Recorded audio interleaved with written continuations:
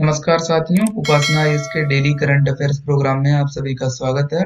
इसमें हम लोग the Hindu, PIB, Indian Express and Down to Earth से संबंधित परीक्षा के लिए जो भी महत्वपूर्ण खबरें होती हैं उनको कवर करते हैं। साथ ही इन खबरों से संबंधित जो भी सवाल होते हैं उनको भी सॉल्व करते हैं। तो साथियों, यदि आप हमारे चैनल पर नए व्यूअर हैं तो सबसे पहले चैनल को सब्सक्राइब कर लीजिए। इसके साथ ही बेल आइकन को भी प्रेस कर लीजिए, जिससे आपको हमारे आने वाले सभी वीडियो की नोटिफिकेशन मिल सके। चलिए अब हम लोग आज का सेशन शुरू करते हैं। सबसे पहली न्यूज है आज के सेशन की, यूनेस्को की विश्व विरासत सूची खबरों में। तो हम लोग जानते हैं ये खबरों में क्यों है और इससे जुड़े हुए मुख्य पॉइंट्स कौन कौन से हैं। पहला पॉइंट है इसमें, हाल ही में यूनेस्को ने सिंगापुर के सबसे लोकप्रिय आकर्षणों में से एक, वहां की स्ट्रीट फूड संस्कृति को आमूर सांस्कृतिक विरासत के रूप में नामित किया है, जिसको लेकर ये सूची खबरों में थी। दूसरा पॉइंट, सिंगापुर के स्ट्रीट हॉकर्स देश के स्थानीय जीवन का महत्वपूर्ण हिस्सा है। तीसरा, सिंगापुर की स्ट्रीट फूड संस्कृति पर्यटकों के लिए भी एक बड़ा आकर्षण केंद्र है और प्रत्येक वर्ष लाखों की संख्या में लोग यहाँ पहुंचते हैं। तो बेसिकली आपको दो बातें याद रखनी है कि हाल ही में यूनेस्को ने किस देश की और कौन सी चीज को अपनी अमूर्त सांस्कृतिक विरासत के रूप में नामित किया है। तो पहली बात हो गई देश सिंगापुर, और दूसरी कौन सी चीज, स्ट्रीट फूड संस्कृति, स्ट्रीट फूड संस्कृति। ये दो बातें आपको परीक्षा के लिए ज्यादा महत्वपूर्ण है, याद रखनी है। अब हम लोग यूनेस्को पर भी एक नजर डाल लेते हैं, क्योंकि ये भी परीक्षा के लिए महत्वपूर्ण है। यूनेस्को में पहला पॉइंट है, यूनेस्को संयुक्त राष्ट्र शैक्षिक, वैज्ञानिक एवं सांस्कृतिक संगठन यानी United Nation Educational, Scientific and Cultural Organization का लघु रूप है। दूसरा, संयुक्त राष्ट्र की इस विशेष संस्था का गठन 16 नवंबर 1945 को हुआ था। यह स्थापना पूछा जाए आपसे तो यही डेट आपको याद रखनी है। तीसरा, इसका उद्देश्य शिक्षा एवं संस्कृति के अंतर्राष्ट्रीय सहयोग से शांति एवं सुरक्षा की स्थापना करना है, ताकि संयुक्त राष्ट्र के चार्टर में वर्णित न्याय यानी जस्टिस, कानून का राज, मानवाधिकार एवं मौलिक स्वतंत्रता हेतु वैश्विक सहमति बने। चौथा पॉइंट, इसका मुख्यालय फ्रांस के पेरिस में है, यानी हेडक्वार्टर आपको ध्यान रखना है।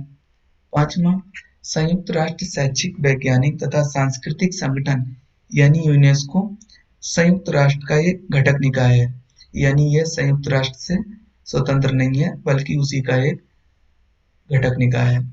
अगला पॉइंट है इसमें छठा, इसका कार्य शिक्षा, प्रकृति तथा समाज विज्ञान, संस्कृति तथा संचार के माध्यम से अंतरराष्ट्रीय शांति को बढ़ावा देना है। सातवां, इसके 193 देश सदस्य हैं और 11 सहयोगी सदस्य देश और 2 पर्यवेक्षक सदस्य देश हैं। तो ये भी आपको ध्यान रखना है। तो यूनेस्को से संबंधित कुछ मुख्य पॉइंट थे, ये आपको याद रखने हैं। अब हम लोग अगली न्यूज पर आते हैं। अगली न्यूज है राष्ट्रीय उपभोक्ता दिवस खबरों में। तो हम लोग जानते हैं ये खबरों में क्यों है और इससे जुड़े मुख्य पॉइंट्स कौन कौन से हैं। पहला पॉइंट है इसमें, देश में उपभोक्ताओं के महत्व, उनके अधिकारों और दायित्वों के बारे में जागरूकता फैलाने के लिए प्रतिवर्ष 24 दिसंबर को राष्ट्रीय उपभोक्ता दिवस मनाया जाता है, जिसको लेकर ये न्यूज में था। दूसरा पॉइंट, इसी दिन वर्ष 1986 में राष्ट्रपति ने उपभोक्ता संरक्षण अधिनियम 1986 को मंजूरी दी थी। तीसरा, वर्ष 2020 के लिए इस दिवस का थीम यानी विषय सतत उपभोक्ता है। अब आपको इसमें एक नोट भी याद रखना है, वैश्विक स्तर पर प्रतिवर्ष 15 मार्च को विश्व उपभोक्ता अधिकार दिवस का आयोजन किया जाता है। ये नोट आपको इसलिए दिया जा रहा है जिससे कि आपको राष्ट्रीय उपभोक्ता दिवस और विश्व उपभोक्ता अधिकार दिवस में कंफ्यूजन ना हो। ये आपको ध्यान रखना है कि 15 मार्च को विश्व उपभोक्ता अधिकार दिवस मनाया जाता है और 24 दिसंबर को राष्ट्रीय उपभोक्ता अधिकार दिवस। तो हम लोग अगली न्यूज पर आते हैं। अगली न्यूज है किलाउआ ज्वालामुखी यानी किलाउआ वाल्केनो। तो सबसे पहले हम लोग देखते हैं समाचारों में क्यों है। हाल ही में हवाई के बिग आइलैंड के किलौआ ज्वालामुखी में विस्फोट होने के कारण 4.4 तीव्रता का भूकंप आया, जिसको लेकर ये ज्वालामुखी न्यूज में था। अब हम लोग इससे जुड़े जो मुख्य पॉइंट हैं उनको देखते हैं। पहला पॉइंट, किलौआ जिसे माउंट किलौआ भी कहा जाता है, संयुक्त राज्य अमेरिका के हवाई द्वीप के दक्षिण पूर्वी भाग पर हवाई ज्वालामुखी राष्ट्रीय उद्यान में स्थित है। दूसरा, इसे विश्व के सबसे सक्रिय ज्वालामुखियों में स्थान प्राप्त है तथा इसका आकार गुंबद के समान है। आपको इसमें एक नोट भी याद रखना है, ज्वालामुखी मौना लोआ भी हवाई द्वीप में ही स्थित है। ये परीक्षा में पूछा गया है, इसलिए महत्वपूर्ण था, इसलिए आपको नोट्स के रूप में प्रोवाइड कराया गया है। अब हम लोग भारत में जो ज्वालामुखी हैं तथा उनसे संबंधित जो उनकी लोकेशन है उसको भी देख लेते हैं। तो सबसे पहला है वैरन द्वीप। तो ये अंडमान द्वीप समूह में है और भारत का एकमात्र सक्रिय ज्वालामुखी है, आपको याद रखना है। दूसरा, नारकोंडम, ये भी अंडमान द्वीप समूह में ही है। और तीसरा, वारातांग, ये भी अंडमान द्वीप समूह में है। चौथा है डेक्कन ट्रेप या दक्कन ट्रेप भी आप कहते होंगे इसको, ये महाराष्ट्र में है। और पांचवा, दिनोदर हिल्स, ये गुजरात में है। और छठा, दोसी हिल्स, ये हरियाणा में है। तो ये भारत में कुछ ज्वालामुखी थे और उनसे संबंधित उनकी लोकेशन आपको याद रखनी है, परीक्षा के लिए महत्वपूर्ण है। अब हम लोग अगली न्यूज पर आते हैं। अगली न्यूज है कैच द रेन नामक जागरूकता अभियान खबरों में। तो सबसे पहले हम लोग जानते हैं खबरों में क्यों है। हाल ही में जल संरक्षण और वर्षा जल संचयन को बढ़ावा देने के लिए राष्ट्रीय जल मिशन, जल शक्ति मंत्रालय ने नेहरू युवा केंद्र संगठन और युवा कार्यक्रम और खेल मंत्रालय के सहयोग से इस अभियान की शुरुआत की है, जिसको लेकर ये कैंपेन न्यूज में था। अब हम लोग इससे जुड़े जो मुख्य पॉइंट्स हैं उनको जानते हैं। पहला पॉइंट है इसमें, इसका उद्देश्य सभी स्थितियों के आधार पर जलवायु परिस्थितियों के अनुकूल बारिश के पानी को संग्रहित करने के लिए वर्षा जल संचयन संरचना यानी रेन वाटर हार्वेस्टिंग स्ट्रक्चर का निर्माण करना है। दूसरा पॉइंट, इसकी टैगलाइन बारिश के बिना बारिश के पानी का संरक्षण जहां भी संभव हो, जैसे भी संभव हो, ये आपको ध्यान रखनी है इसकी टैगलाइन। तीसरा, अभियान के कार्यान्वयन के लिए प्रभावी प्रचार और सूचना, शिक्षा, संचार गतिविधियों के माध्यम से जमीनी स्तर पर लोगों को शामिल करना है। ये कैच द रेन अभियान से संबंधित कुछ मुख्य पॉइंट थे, वो आपको याद रखने हैं। अब हम लोग अगली न्यूज पर आते हैं। अगली न्यूज है ग्रेट इंडियन बस्टर्ड खबरों में। तो हम लोग जानते हैं खबरों में क्यों है। पर्यावरण और जलवायु परिवर्तन मंत्रालय ने wild life conservation society Bharat के साथ मिलकर ग्रेट इंडियन बस्टर्ड की घनी आबादी वाले स्थानों पर एक अनूठी पहल के माध्यम से उन क्षेत्रों में ओवरहेड बिजली लाइनों पर फायरफ्लाई बर्ड डाइवर्टर नामक युक्ति का प्रयोग किया है, जिसको लेकर ये न्यूज में थे। बेसिकली बात क्या है आपको मैं यहाँ पे बता रहा हूँ। ये जो ग्रेट इंडियन बस्टर्ड है ये एक प्रकार का पक्षी है और ये अपने प्रवास के दौरान जो विद्युत लाइन के तार हैं उनसे क्या करता है, ये टकरा जाता है और इसकी मृत्यु हो जाती है। इसलिए इसकी संख्या दिन प्रतिदिन घटती जा रही है। इसीलिए क्या किया गया है, एक फायरफ्लाई बर्ड डाइवर्टर नाम का इंस्ट्रूमेंट या युक्ति का प्रयोग किया गया है, जिससे कि ये विद्युत तार लाइनों से टकराने से बच सके। अब हम लोग इनसे जुड़े जो मुख्य पॉइंट हैं उनको देखते हैं। पहला, फायरफ्लाई बर्ड डाइवर्टर विद्युत लाइनों पर स्थापित फ्लैप हैं। बिग ग्रेट इंडियन बस्टर्ड जैसे पक्षी प्रजातियों के लिए परावर्तक के रूप में काम करते हैं।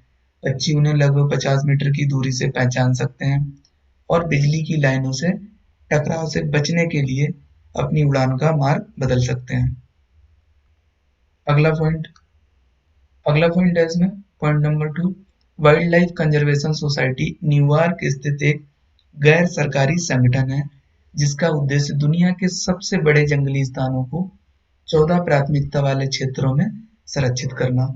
तीसरा, ये दुनिया के सबसे भारी उड़ने वाले पक्षियों में से एक है, यानी ग्रेट इंडियन बस्टर्ड। चौथा, इसका वैज्ञानिक नाम आर्डियोटिस निग्रेसेप्स है।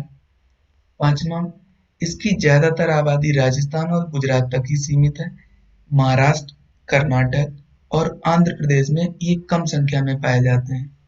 छठा पॉइंट है इसमें, इसका IUCN स्टेटस क्रिटिकली इंडेंजर्ड यानी गंभीर रूप से संकटग्रस्त है। सातवां, ये साइट की परिशिष्ट वन में सूचीबद्ध है। आठवां, वन्यजीव संरक्षण अधिनियम 1972 की अनुसूची वन में सूचीबद्ध है। नवा, संयुक्त राष्ट्र माइग्रेटरी स्पीसीज यानी CMS कन्वेंशन के परिशिष्ट वन में इन्हें शामिल किया गया है। तो ये ग्रेट इंडियन बस्टर्ड से संबंधित कुछ मुख्य पॉइंट्स थे, वो आपको याद रखने हैं। इसमें एक पॉइंट आपको और याद रखना है कि ग्रेट इंडियन बस्टर्ड को राजस्थान में स्थानीय नाम से गोंडावन कहा जाता है। तो ये आपको ध्यान रखना है, इसका स्थानीय नाम राजस्थान में गोंडवन। अगला अगला है राष्ट्रीय जनसंख्या रजिस्टर खबरों में। तो हम लोग जानते हैं ये खबरों में क्यों है और इससे जुड़े मुख्य पॉइंट्स कौन कौन से हैं। पहला पॉइंट है इसमें, ये देश के सामान्य निवासियों की एक सूची है जो नागरिकता अधिनियम 1955 तथा नागरिकता नियम 2003 के प्रावधानों के तहत स्थानीय, उपजिला, जिला, राज्य, राष्ट्रीय स्तर पर बनाई जाती है। दूसरा पॉइंट, राष्ट्रीय जनसंख्या रजिस्टर में पंजीकृत कराना या पंजीकरण कराना भारत के प्रत्येक सामान्य निवासी के लिए अनिवार्य है यानी मैंडेटरी है। तीसरा, देश के नागरिकों की पहचान का डेटाबेस एकत्र करने के लिए वर्ष 2010 में इसकी शुरुआत की गई थी। ये पॉइंट महत्वपूर्ण है। चौथा, वर्ष 2015 में डोर टू डोर सर्वे के माध्यम से इस डेटा को और अधिक अपडेट किया गया है। तो ये राष्ट्रीय जनसंख्या रजिस्टर से संबंधित कुछ मुख्य पॉइंट्स थे, वो आपको याद रखने हैं। अब हम लोग परीक्षा संबंधी जो मुख्य तथ्य हैं उनको भी देख लेते हैं।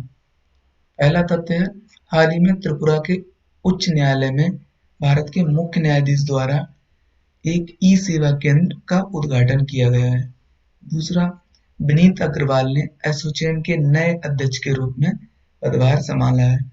तीसरा, भारत सरकार ने हाल ही में IDC कोड यानी दिवाला और दिवालियापन संहिता के निलंबन को मार्च 2021 तक बढ़ा दिया गया है। ये इसलिए बढ़ाया गया है क्योंकि कोविड-19 के चलते काफी, आपको पता होगा कितना सब चीज रुका हुआ है, पूरा देश स्थिर हो गया है, इसलिए ये परीक्षा संबंधी कुछ महत्वपूर्ण तथ्य थे जो आपको याद रखने हैं। अब हम लोग इन खबरों से संबंधित जो सवाल बन रहे हैं उनको देखते हैं। पहला सवाल है, हाल ही में यूनेस्को ने किस देश के सबसे लोकप्रिय आकर्षणों में से एक स्ट्रीट फूड संस्कृति को अपनी आमूल सांस्कृतिक विरासत के रूप में नामित किया है? पहला सिंगापुर, और बी चीन, सी ब्रिटेन, डी इनमें से कोई नहीं। तो अभी हम लोगों ने देखा था ये सिंगापुर की अमूर्त सांस्कृतिक या महत्वपूर्ण एक आकर्षण, लोकप्रिय कह सकते हैं आप, स्थानीय संस्कृति है स्ट्रीट फूड संस्कृति। इसको हाल ही में यूनेस्को ने अपनी अमूर्त सांस्कृतिक विरासत में शामिल किया है। अगला सवाल है सवाल नंबर 2, राष्ट्रीय उपभोक्ता दिवस के बारे में निम्नलिखित कथनों पर विचार कीजिए। पहला कथन, ये प्रतिवर्ष 15 मार्च को मनाया जाता है। दूसरा कथन, 2020 में इसका विषय सतत उपभोक्ता था। अब आपको उपयुक्त में से कौन सा से कथन सत्य है यह बताना है। पहला ए ऑप्शन केवल एक, बी केवल दो, सी एक और दोनों, डी ना तो एक और ना तो दो। तो इसका सही जवाब है बी ऑप्शन, यानी सेकंड वाला जो कथन है वो सत्य है, पहला वाला गलत है। अभी हम लोगों ने देखा था कि विश्व उपभोक्ता अधिकार दिवस 15 मार्च को मनाया जाता है, जबकि राष्ट्रीय उपभोक्ता दिवस 24 दिसंबर को। अगला सवाल है सवाल नंबर 3।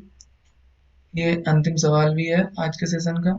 ग्रेट इंडियन बस्टर्ड के बारे में निम्नलिखित कथनों पर विचार कीजिए। पहला कथन, ये दुनिया के सबसे भारी उड़ने वाले पक्षियों में से एक है। दूसरा कथन, इसका IUCN स्टेटस क्रिटिकली इंडेंजर्ड है। अब आपको उपयुक्त में से कौन सा से कथन सत्य है या है बताना है।